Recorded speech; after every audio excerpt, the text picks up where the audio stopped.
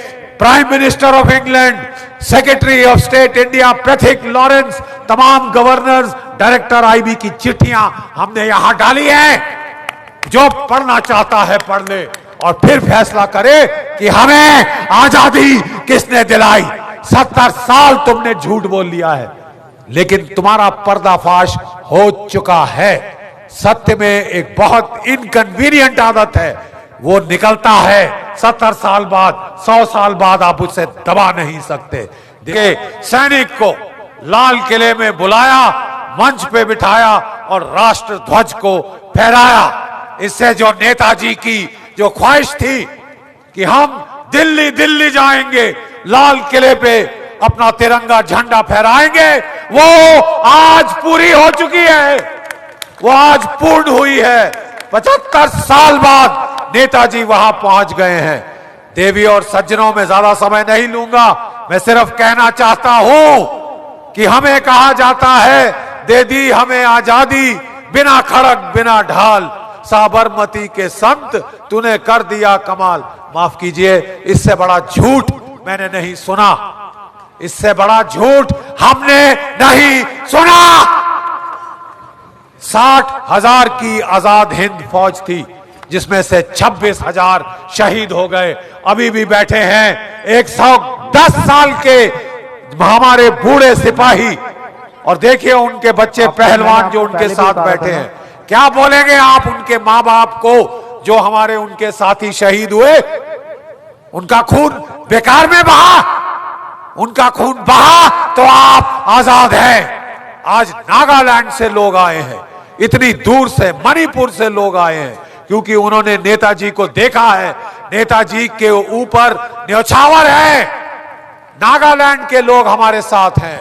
देखिए जरा अपनी पोशाक में, परंपरागत पोशाक, प्लीज खड़े हो जाइए, प्लीज खड़े हो जाइए। अब मेरे नागा दोस्त देखिए ये क्यों आए हैं यहाँ पे, ये नेताजी की वजह से आए हैं।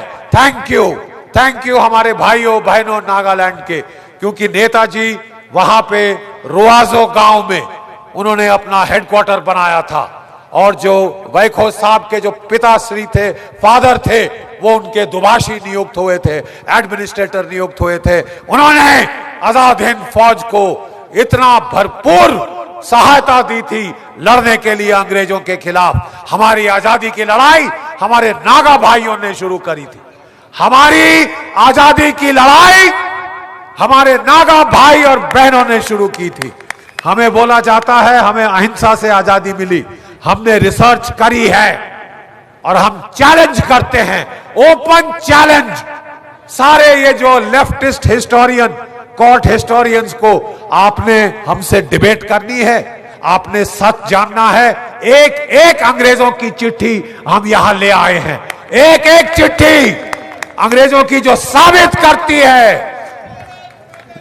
Wavell, Viscount Wavell, chief of the army staff, field marshal लॉकिनले, prime minister of England, secretary of state India Pethick Lawrence, तमाम गवर्नर्स, डायरेक्टर आईबी की चिट्ठियां हमने यहां डाली हैं। जो पढ़ना चाहता है पढ़ ले और फिर फैसला करे कि हमें आजादी किसने दिलाई।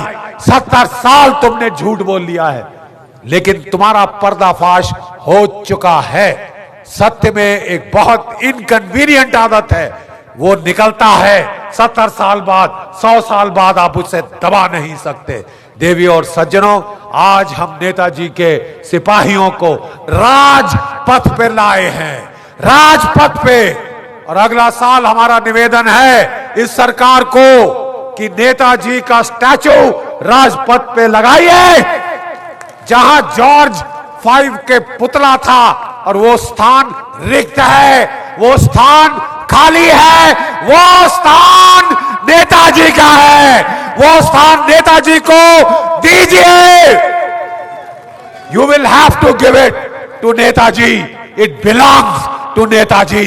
We will see that he gets there. हम देखेंगे भारत के लोग आपको नेताजी को जॉर्ज 5 की कैनोपी के नीचे लगाना होगा, क्योंकि असली लिबरेटर, आजाद करने वाला नेताजी के सिवाय दूसरा कोई नहीं।